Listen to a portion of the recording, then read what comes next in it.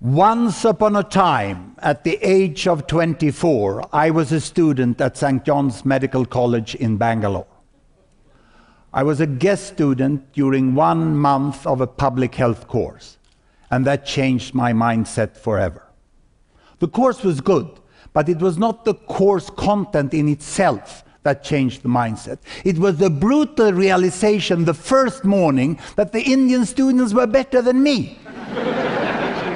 You see, I was a study nerd. I loved statistics from a young age, and I studied very much in Sweden. I used to be in the upper quarter of all courses I attended, but in St. John's, I was in the lower quarter. And the fact was that Indian students studied harder than we did in Sweden. They read the textbook twice, or 3 times, or 4 times. In Sweden, we read it once, and then we went partying. and that, to me, that personal experience was the first time in my life that the mindset I grew up with was changed. And I realized that perhaps the Western world will not continue to dominate the world forever. And I think many of you have the same sort of personal experience. It's that realization of someone you meet that really makes you change the ideas about the world. It's not the statistics, although I try to make it funny. And I will now, here on stage, try to predict when that will happen, that Asia will regain its dominant position as the leading part of the world, as it used to be over thousands of years. And I will do that by trying to predict precisely at what year the average income per person in India and China will reach that of the West. And I don't mean the whole economy, because to grow an economy of India to the size of UK, that's a piece of cake with 1 billion people. But I want to see when will the average pay, the money for each person per month in India and China, when will that have reached that of UK and the United States? But I will start with the historical background, and you can see my map if I get it up here, you know. I will start 1858. 1858 was a year of great technological advancement in the West. That was the year when Queen Victoria was able for the first time to communicate with President Buchanan through the transatlantic telegraphic cable, and they were the first to Twitter transatlantically. And I've been able, through this wonderful Google and internet, to find the text of the telegram sent back from President Buchanan to Queen Victoria, and it ends like this. This telegraph is a fantastic instrument to diffuse religion, civilization, liberty and law throughout the world. Those are nice words. But I got sort of curious of what he meant with liberty, and liberty for whom. And we will think about that when we look at the wider picture of the world in 1858, because 1858 was also a watershed year in the history of Asia. 1858 was the year when the courageous uprising against the foreign occupation of India was defeated by the British forces, and India was up to 89 years more of foreign domination. 1858 in China was the victory in the Opium War by the British forces. And that meant that foreigners, as it said in the treaty, was allowed to trade freely in China. It meant paying with opium for Chinese goods. And 1858 in Japan was the year when Japan had to sign the Harris Treaty and accept trade on favorable condition for the US. And they were threatened by those black ships there that had been in Tokyo Harbor over the last year. But Japan, in contrast to India and China, maintained its national sovereignty. And let's see how much difference that can make. And I will do that by bringing these bubbles back to a Gapminder graph here, where you can see each bubble is a country. The size of the bubble here is the population. On this axis, as I used to have, income per person in comparable dollar. And on that axis, I have life expectancy, the health of people. And I also bring an innovation here. I have transformed the laser beam into an ecological, recyclable version here in green India. And we will see, you know, look here, 1858, India was here, China was here, Japan was there, United States and United Kingdom was richer over there, and I will start the world like this. India was not always like this level. Actually, if we go back into the historical record, there was a time hundreds of years ago when the income per person in India, China was even above that of Europe. But 1850 had already been many, many years of foreign domination, and India had been deindustrialized. And you can see that the countries who were growing their economy was United States and United Kingdom, and they were also by the end of the century getting healthy. And Japan was starting to catch up. India was trying down here. Can you see how it starts to move there? But really, national sovereignty was good for Japan, and Japan is trying to move up there. And at the new century, you know, health is getting better in United Kingdom, United States, but careful now, we are approaching the First World War, and the First World War, you know, will see a lot of deaths and economical problem here. United Kingdom is going down, and now comes the Spanish flu also, and then after the First World War, they continue up, still under foreign domination and without sovereignty. India and China is down in the corner. Not much has happened. They have grown their population, but not much more. In the 1930s now, you can see that Japan is going to a period of war with lower life expectancy, and the Second World War was really a terrible event, also economically for Japan, but they did recover quite fast afterwards, and we are moving into the new world.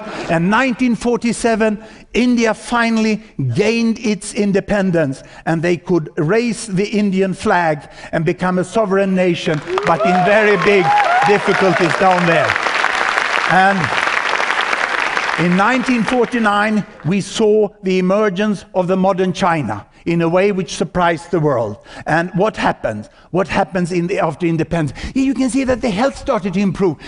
Children started to go to school. Health services were provided. But this was a great leap forward when China fell down. It was central planning by Mao Zedong. China recovered, and they said, never more stupid central planning. But they went up here, and India was trying to follow, and they were catching up indeed. And both countries had the better health, but still a very low economy. And we came to 1978, and Mao Zedong died, and a new guy turned up from the left, and it was Deng Xiaoping coming out here, and he said, doesn't matter if a cat is white or black as long as it catches mice, because catching mice is what the two cats wanted to do. And you can see the two cats being here, China and India, wanting to catch the mice over there, you know. And they decided to go not only for health and education, but also starting to grow their economy. And the market reform was successful there. In 92, India follows with the market reform. And they go quite closely together. And you can see that the similarity with India and China in many ways are greater than the differences with them. And here they march on. And will they catch up? This is the big question today.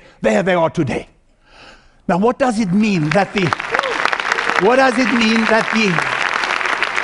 average is there? This is the average of China. If I would split China, look here. Shanghai has already catched up. Shanghai is already there. And it's healthier than the United States. Huh? But on the other hand, Guizhou, one of the poorest inland provinces of China, is there. And if I split Guizhou into urban and rural, the rural part of Guizhou goes down there. You see this enormous inequity in China in the midst of fast economic growth. And if I would also look at India, you have another type of inequity actually in India. The geographical, macro-geographical difference is not so big. Uttar Pradesh, the biggest of the states here, is poorer and have a lower health than the rest of India. Kerala is flying on top there, matching United States in health, but not in economy. And here Maharashtra with Mumbai is forging forward. Now in India, the big inequities are within the state rather than between the states. And that's not a bad thing in itself. If you have a lot of inequity, macro-geographical inequities can be more difficult in the long term to deal with. than if it is in the same area where you have a growth center relatively close to where poor people are living. No, there was one more inequity. Look there, United States. Oh, they broke my frame. Washington, D.C. went out here. My friends at Gapminder wanted me to show this because there's a new leader in Washington who is really concerned about the health system, and I can understand him because Washington, D.C. is so rich over there, but they are not as healthy as Kerala. It's quite interesting, isn't it?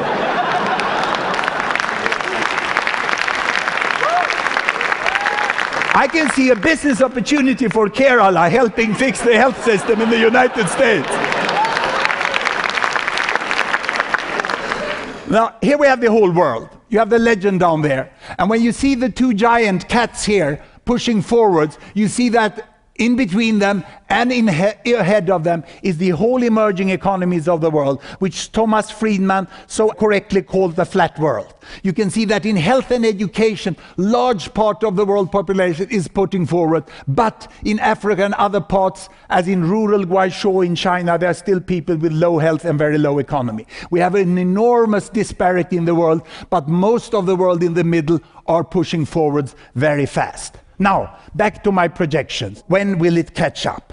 I have to go back to a very conventional graph. I will show income per person on this axis instead. Poor down here, rich up there, and then time here. From 1858, I start the world, and we shall see what will happen with these countries.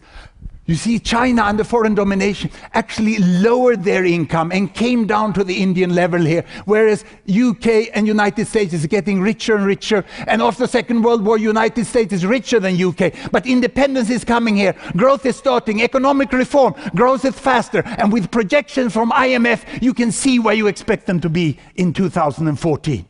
Now the question is, when will the catch-up take place?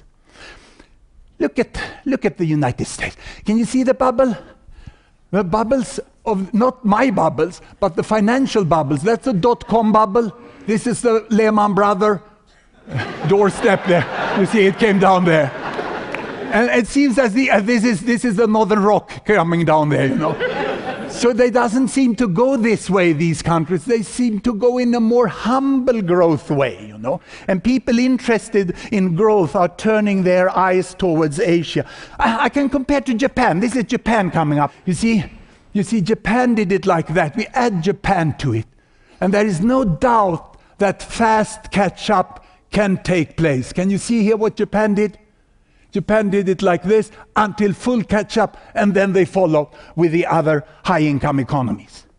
But the real projections for those ones, I would like to give it like this. Can be worse, can be better. It's always difficult to predict, especially about the future.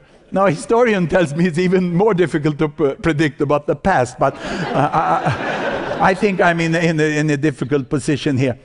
Inequalities in China and India, I consider really the big obstacle. Because to bring the entire population into growth and prosperity is what will create a domestic market, what will avoid social instability, and which will make use of the entire capacity of the population. So social investments in health, education, and infrastructure and electricity is really what is needed in India and China.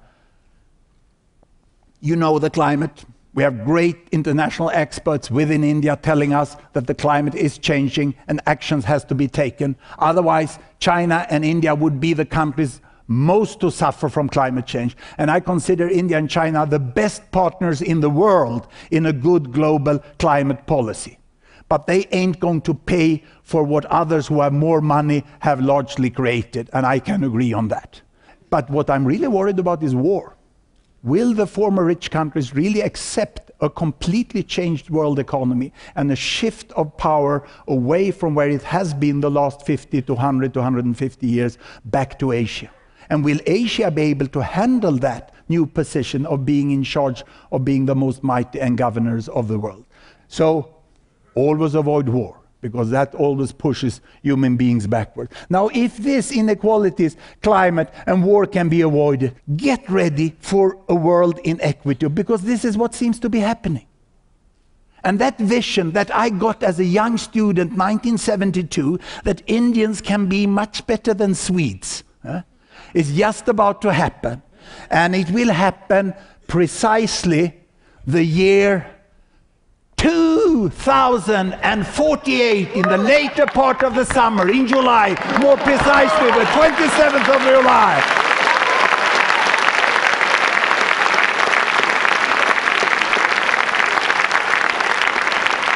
The 27th of July, 2048, is my 100th birthday. And I expect to speak in the first session of the 39th TED India. Get your bookings in time. Thank you very much.